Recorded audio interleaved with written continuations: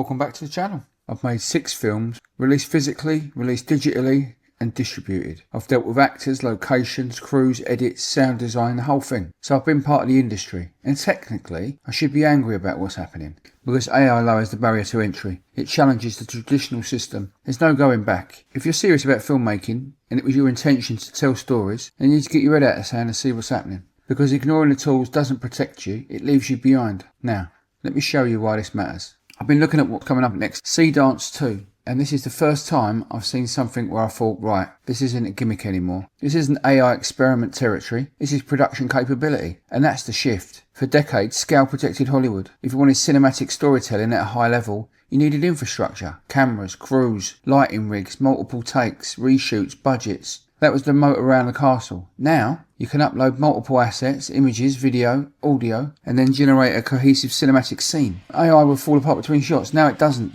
When the barrier falls, production decentralizes.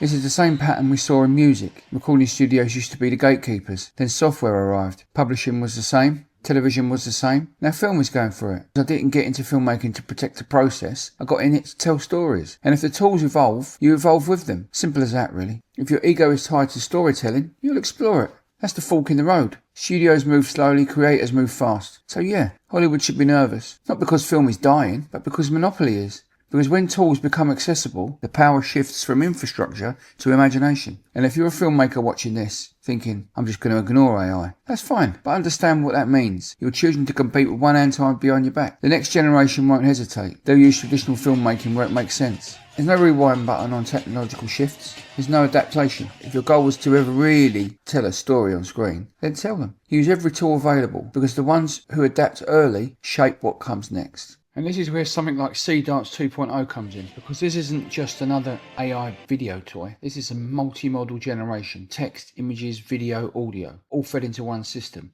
And it builds cinematic scene, not a random clip, a scene, with camera logic, with motion consistency, with camera consistency across cuts. That's the bit that used to break. It fell apart. Different face, different lighting, different world. Seedance 2.0 looks like it's solving that. That's not experimentation anymore, that's production capability. And when production capability becomes software, scale stops being protection. That's why this matters. Not because it's cool, but because it lowers the barrier between imagination and execution. And once that barrier stops, you don't get to pretend the industry hasn't changed. I think the filmmaking world is on the edge of its seat, and it's ready to embrace, I'm hoping, ready to embrace and welcome the new technology that's on our doorstep. I know I sound like a bit of a fan, but it really is something to keep your eye on. Don't miss out. Don't be late to the party. Thank you for watching, and I'll see you on the next one.